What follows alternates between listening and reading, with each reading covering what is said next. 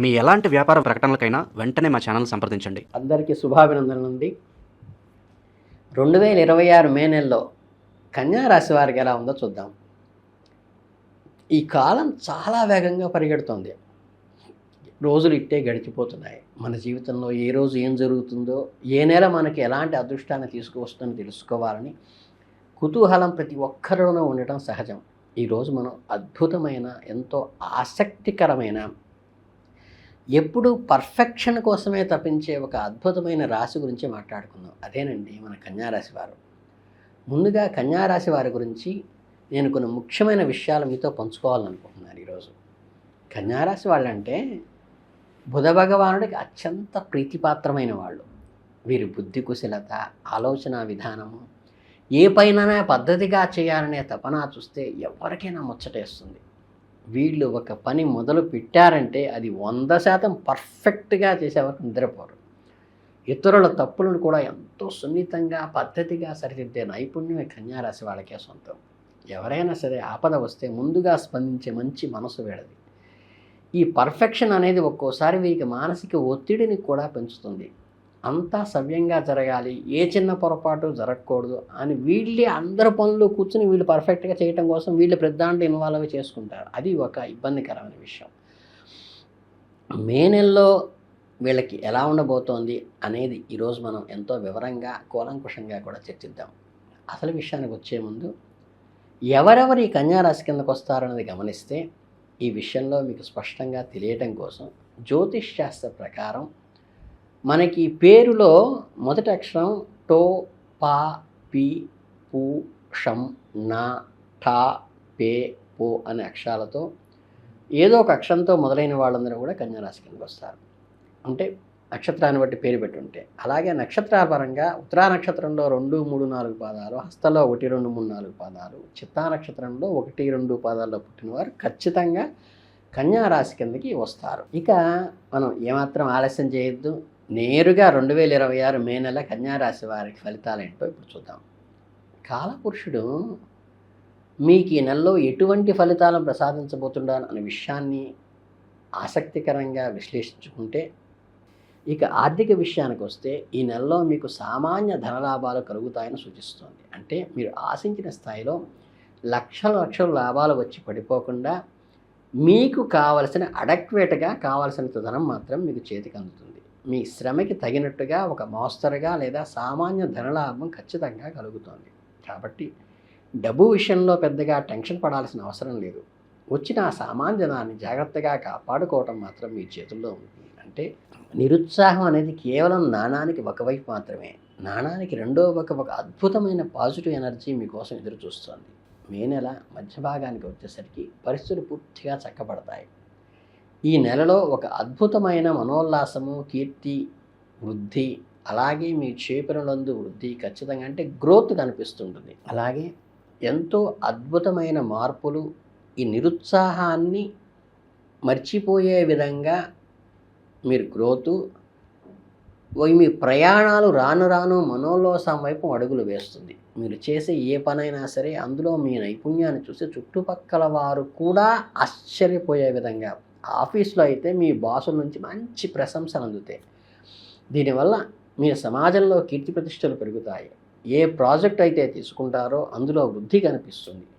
ఇంతకాలం మీరు పడ్డ కష్టానికి ఒక గుర్తింపు, ఐడెంటిటీ వస్తుంది. మీ మనసు ఆనందంతో ఉప్పొంగిపోతుంది. దీనికి తోడు మీ గృహంలో కానీ మీ వృత్తిలో కానీ మీకు ఎంతో ఉత్సాహాన్నిచ్చే సంతోషకర వార్తలు వింటారు. ఈ సంతోష వార్త అనేది బహుశా మీ పిల్లలు చదువుల గురించి కాకపోవచ్చు, కుటుంబంలో ఒక మంచి శుభకార్యం గురించి కావచ్చు, లేదా ఎప్పటి నుంచో ఎదురు చూస్తున్న ఒక ఆర్థిక లావాదేవీలు కానీ మీకు అనుకూలంగా మారటం గురించి అయినా కావచ్చు. మొత్తానికి ఆ వార్త వినగానే మీలో ఉన్న టెన్షన్ మొత్తం రిలీఫ్ అయిపోతుంది. జీవితం మీద ఒక కొత్త ఆశ చిగురిస్తుంది.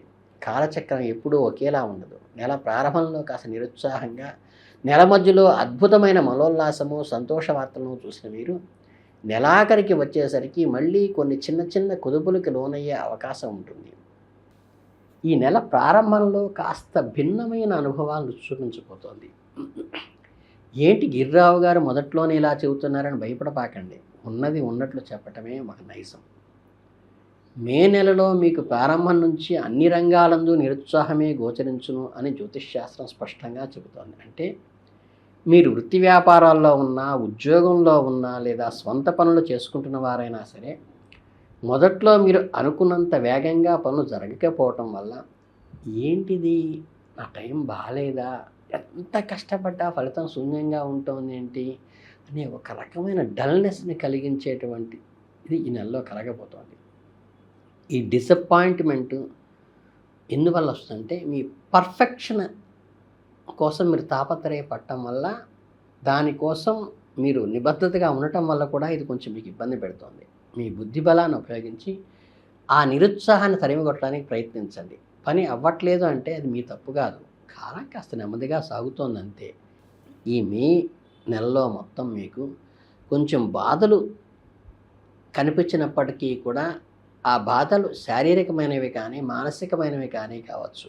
శ్రమ పడటం వల్ల వచ్చే అలసట, కుటుంబ సభ్యులతో చిన్నపాటి వాదోపవాదాల ద్వారా మీ మనసును కాస్త గాయపరిచే అవకాశాలు ఉన్నాయి. దీనివల్ల మీరు ఏ పని మీద కూడా సరైన ఇంట్రెస్ట్ రాక గొప్పగా చెప్పుకోదగిన పనులు ఈ సమయంలో చేయలేకపోతున్నామన్న భావన స్ఫురిస్తుంది. అంటే రొటీన్గా చేసుకుపోయే పనులు మాత్రమే చెప్తారు తప్ప ఏదో కొత్త రిస్క్ తీసుకోవటము, కొత్త ప్రాజెక్టులు గొప్పగా ప్లాన్ చేయటం కానీ నెలాఖరులో జరిగే అవకాశం లేదు. ఒక రకమైన స్తబ్దత మీలో కనిపిస్తుంది. నేను మీకు ఒక భరోసా మాత్రం ఇస్తున్నాను. అదేంటంటే ఈ నెలాఖరులో కూడా మీకు కొద్దిపాటి లాభాలు అయితే ఖచ్చితంగా కలుగుతాయి. ఆ లాభాలు చూసుకుని మీరు సంతోషపడతారు. చివరికి ఈ నెల అంతా ముగిసేసరికి మీ మనసులో ఒక రకమైన ఆనందం మిగులుతుంది. ఎన్నో కష్ట సుఖాలు ఎదురైనా మే నెలలో మీకు ఒక మంచి అనుభవాన్ని, ముగింపులో ఒక ప్రశాంతమైన ఆనందాన్ని కూడా కలిగిస్తుంది. ఈ ఎత్తుపల్లాలు ఉన్న మే నెలలో మీరు ఎదుర్కొనే ప్రతి అనుకూలతను అధిగమించి సానుకూల ఫలితాలను మరింత పెంచుకోవటానికి జ్యోతిష్ శాస్త్రంలో మన పెద్దలు కొన్ని అద్భుతమైన పరిహారాలు ఇచ్చారు. అవేంటో ఇప్పుడు మీకు తెలియజేస్తాను. కన్యా రాశి వారు ఖచ్చితంగా ఆచరించవలసిన కొన్ని అద్భుతమైన రెమెడీస్ ఏంటంటే, ఇళ్లల్లో పిల్లలు చదువులో రాణించాలన్నా, మీ మనస్సుకు ప్రశాంతత కలగాలన్నా, మీరు శుక్రవారాలందు లక్ష్మీదేవిని కాదు సరస్వతీదేవి పూజలు చేసి పప్పు బెల్లము స్కూలు పిల్లలకు పంచినట్లయితే మీకు చాలా మంచిది. పసిపిల్లల రూపంలో ఉన్న దేవుళ్లను మీరు చేసే చిన్న ప్రసాద వితరణ మీ జీవితంలో ఎన్నో ఆటంకాలను తొలగిస్తుంది, అది గుర్తుపెట్టుకోండి. మరో ముఖ్యమైన పరిహారం ఏంటంటే, శుక్రవారాలందు మీ ఇంట్లో భక్తి శ్రద్ధలతో లక్ష్మీ సరస్వతి గణపతులు ఉన్న పటాన్ని పెట్టుకుని పూజ చేయటం వల్ల కూడా, పిల్లలకు మధుర పదార్థాలు తినిపించటం వల్ల కానీ, గృహమునందు మీరు చేసే వృత్తి వ్యాపారంలో ఎనలేని వృద్ధి కలుగుతుంది. లక్ష్మీదేవి కటాక్షంలో ధనము, సరస్వతీదేవి కటాక్షంతో జ్ఞానము, విఘ్నేశ్వరుడి కటాక్షంతో విఘ్నాలు తొలగిపోవటము, ఈ రెండు కలిస్తే వారిని ఆపటం ఎవరి తరమూ కారు. ఆడవారికి విశేషమైన ఫలితాలు ఇచ్చే మరో అద్భుతమైన పూజ ఉంది.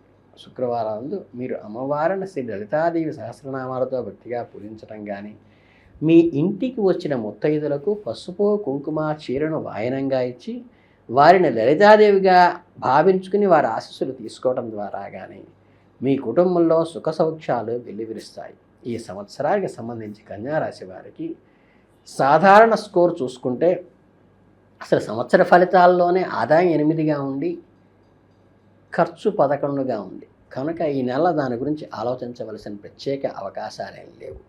కనుక కన్యారాశి వారి ఏడాది అంతా కూడా తమ జేబులో చిల్లు పడకుండా చూసుకోవటం అనేది సంవత్సర ఫలితాల్లోనే చెప్పడం జరిగింది. అందువల్ల ఈ అనవసరమైన ఖర్చుల కళ్ళం వేసుకుంటూ ఈ నెలలో మీరు చేయవలసిన జాగ్రత్తలు మీరు తీసుకోండి. ఈ సంవత్సర కాలంలో మీ సమాజంలో లభించే పూజితం 3గాను, ఎదురయ్యే అవమానం 3గానే ఉంది కాబట్టి ఈ నెలలో కూడా దాదాపుగా అదే కొనసాగుతుంది.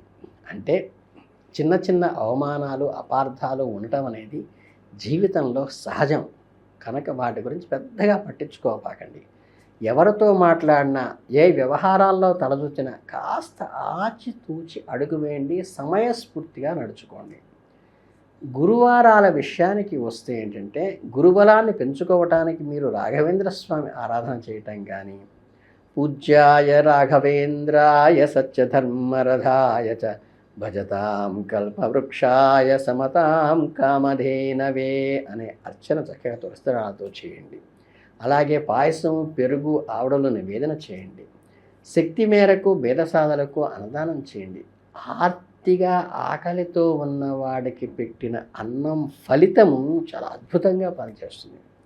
కన్యారాశి వారికి అధిపతి అయిన బుధుడు కాబట్టి బుధభగవానుని ప్రసన్నం చేసుకోవటానికి బుధవారాలు బుధగ్రహానికి ప్రదక్షిణ చేస్తూ బుధుడికి ఇష్టమైన ఆకుపచ్చని పూలతో పూజ చేయటము, పచ్చని పెసలు ప్రీతిపాత్రమైంది కాబట్టి అది నానబెట్టి మరుసటి రోజు మొలకలు వచ్చిన తర్వాత పక్షులకి, జీవరాశులకి పెట్టడం కూడా చాలా మంచిది.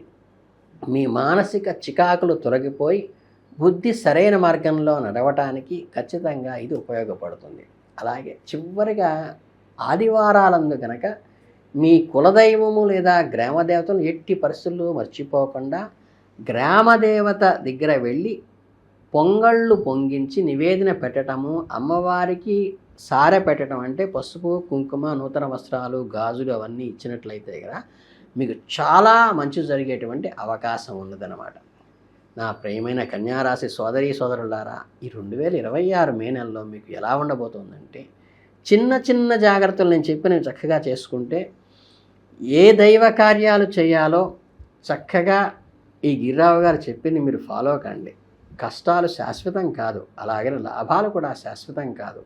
మన ధర్మం చేస్తూ దైవాన్ని నమ్ముకుని ఎవరికి హాని తలపెట్టకుండా పర్ఫెక్ట్గా మనం ఉన్నప్పుడు మనకి భగవద్ అనుగ్రహం చాలా పూరాగా కలుగుతుంది.